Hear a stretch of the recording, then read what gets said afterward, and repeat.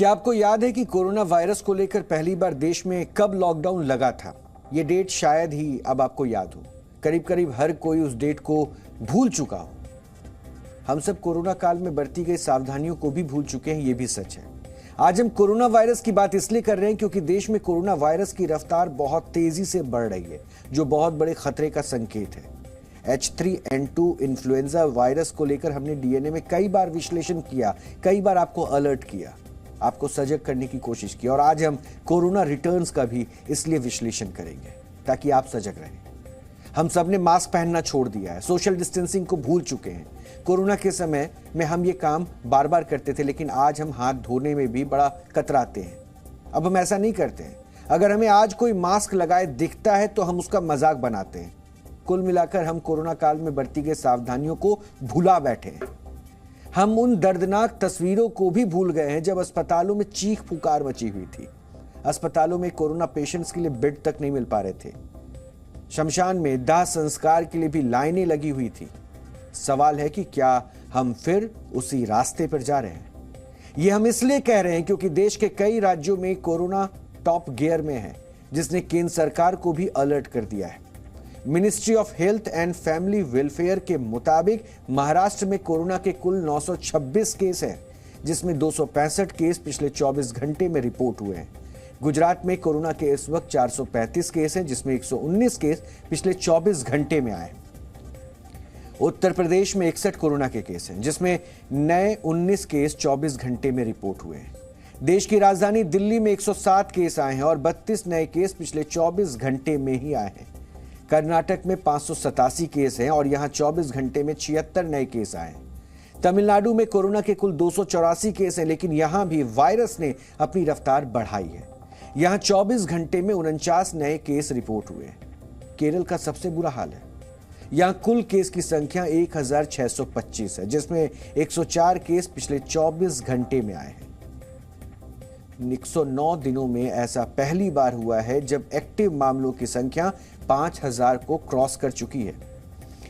हमारे देश में कोरोना वायरस के संक्रमण की स्थिति को समझने के लिए आप इसी महीने का एक ग्राफ देखिए।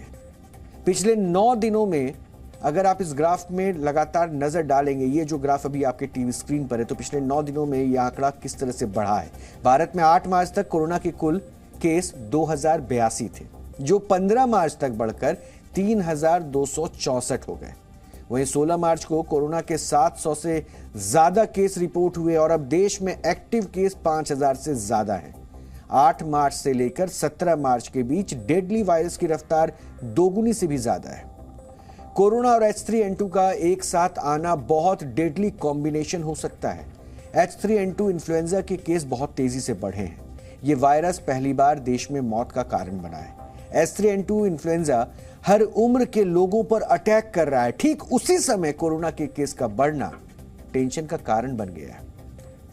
अब कुछ राज्यों का एक हफ्ते का डेटा भी हम आपके सामने रखते हैं ताकि आप इस खतरे को समझ पाएं। महाराष्ट्र में एक सप्ताह पहले संक्रमण के मामले 355 थे, जो अब 925 से ज्यादा हैं, यानी डबल से भी ज्यादा। गुजरात में एक सप्ताह में कोविड-19 के मामले 105 से बढ़कर 435 हो गए हैं। तेलंगाना में संक्रमण के मामले एक सप्ताह में 132 से बढ़कर 281 हो गए हैं। तमिलनाडु की बात करें तो यहां 7 दिन पहले कोरोना के कुल केस 170 थे, जो अब बढ़कर 284 हो गए हैं। केरल में एक सप्ताह में कोरोना वायरस के मामले 434 से बढ़कर 1625 तक पहुंच गए, और जिससे साफ है कि केरल में कोरोना का बड़ा विस्फोट हुआ है। कर्नाटक में इस दौरान संक्रमण के मामले 493 से बढ़कर 587 हो गए हैं। यह खतरा कितना बढ़ता जा रहा है, ये आपकी जानकारी में हम ला रहे हैं, क्योंकि कोरोना वायरस की रफ्तार ने केंद्र सरकार की टेंशन भी बढ़ा दी है। केंद्र सरकार ने महाराष्ट्र, गुजरात, तेलंगाना, तमिलनाडु, कर्नाटक और केरल सरकार को खत लिखा है, चिट्ठी लिखी है और सावधानी बरतने की सलाह दी है। इस चिट्ठी में केंद्र ने राज्य सरकारों को हालात का जायजा लेने और माइक्रो लेवल पर सर्विलांस, टेस्टिंग और मॉनिटरिंग बढ़ाने के निर्देश दिए। केंद्रीय स्वास्थ्य सचिव राजेश भूषण ने राज्यों को लिखे अपने इस पत्र में जोर देते हुए कहा है कि कुछ राज्यों में बड़ी संख्या में कोरोना के मामले सामने आ रहे हैं और लापरवाही की वजह से केस बढ़ रहे हैं। कोरोना बिल्कुल खत्म हो गया है, जबकि सच ये है कि अब ये एक तरह का ऐसी बीमारी हो गई है जो हर जगह पे छोटी छोटी पॉकेट बना के रहेगी और उससे जो है लोग इन्फेक्टेड होते रहेंगे। मेन कारण क्या है कि लोगों ने वैक्सीनेशन की पूरी तरह से, अभी भी कई लोग ऐसे जिन्होंने पूरी तरह से वैक्सीनेशन नहीं लिया। लोग बिल्कुल भी जो है क्राउडेड प्लेसेस में जा रहे हैं, एक दूसरे जिनको खांसी हो रही है उनसे अपने लिए बचाव भी नहीं कर रहे हैं, ना ही वो मास्क का इस्तेमाल कर रहे हैं, ना ही अपने हाथ धोने की जो है पहले इतनी सख्ती से जो पहले उन्होंने सब रूल्स को फॉलो किया था वो बिल्कुल उन्होंने छोड़ दिया है। तो अभी भी अननेसेसरी ट्रैवल ना करें, क्राउडेड प्लेसेस में ना जाएं और इसके साथ साथ जो है अगर जहां तक पॉसिबल हो सके हमेशा मास्क का इस्तेमाल करें। कोरोना वायरस एक बहरूपिया वायरस है। कोरोना वायरस जितनी बार म्यूटेट होता है ये उतना ही डेडली हुआ है। कोरोना के केस जिस तेजी से डबल हुए उससे भारत में कोरोना महामारी की अगली लहर की आशंका बन गई है और कोरोना के नए मामलों में बढ़ोतरी के पीछे इसके सब वेरिएंट XBB.1.16 और XBB.1.15 के होने की संभावना जताई जा रही है। कोरोना वायरस का XBB.1 वेरिएंट बेहद संक्रामक था और इसका ये नया सब वेरिएंट और भी ज्यादा तेजी से नए लोगों में फैल सकता है। खतरा इसलिए भी अधिक है क्योंकि ये वैक्सीन से बनी इम्यूनिटी को भी बाईपास कर सकता है। चुनौती इसलिए बड़ी है। इस वेरिएंट को लेकर पूरी दुनिया में जीनोम सीक्वेंसिंग भी की गई। इस सीक्वेंसिंग में XBB.1.16 वेरिएंट के सबसे ज्यादा 48 मामले भारतीय सैंपल में ही मिले हैं, जबकि ब्रुनेई में 22, अमेरिका में 15 और सिंगापुर में 14 सैंपल में यह सीक्वेंस मिला है।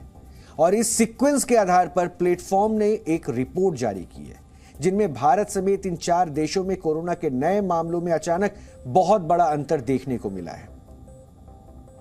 अब आप जरा सोचिए कि कितनी बड़ी चुनौती बन सकता है। शरीर को स्वस्थ रहने और सुचारू रूप से काम करने के लिए इम्यूनिटी का मजबूत होना बहुत जरूरी है, लेकिन ये नया वायरस सीधा इम्यूनिटी पर ही अटैक कर रहा है। जिनकी रोग प्रतिरोधक क्षमता कमजोर है उन लोगों के लिए यह बड़ा खतरा है। कोरोना वायरस केस का अचानक डबल होना और इसके सब वेरिएंट का एक साथ आना एक नए खतरे का संकेत है, वो भी तब जब H3N2 पहले ही बहुत तेजी से हमारे देश में फैल रहा है। एक साथ 2 वायरस का अटैक व्यक्ति को बहुत बड़ी मुसीबत में डाल सकता है।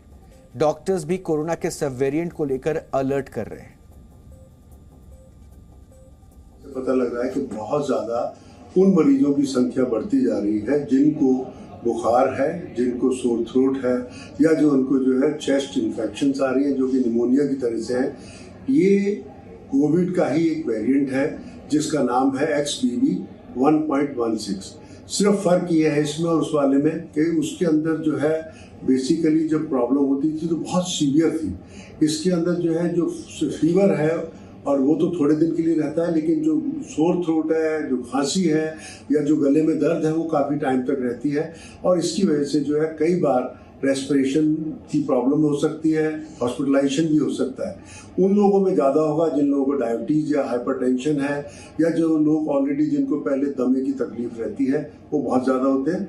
हमेशा जब भी इस तरह के सिम्टम हो तो अपना टेस्ट करा लेना चाहिए और इसका RT-PCR से पता लग जाता है कौन सी टाइप का जो है वायरस है और तुरंत अगर उपचार कर लें और इसके साथ में जो अपने थोड़ी सी जो है सावधानियां रखें और अपने डॉक्टर से परामर्श करके आप इस प्रॉब्लम से अपने आप को बचा सकते हैं। अब हम आपको कोरोना और H3N2 को लेकर डीएनए में लगातार अपडेट दे रहे हैं, लेकिन बचाव सिर्फ और सिर्फ आपके हाथ में है। साफ सफाई का ख्याल रखिए, मास्क लगाइए, सोशल डिस्टेंसिंग का पालन कीजिए और हाथ बार बार धोते रहिए। दोनों वायरस को हराना यही सबसे किफायती उपाय आपके लिए साबित हो सकता है अगर उन दोनों वायरस को आपको हराना है तो। और यही उपाय और सावधानियां कोरोना की नई लहर आने से भी रोक सकते हैं।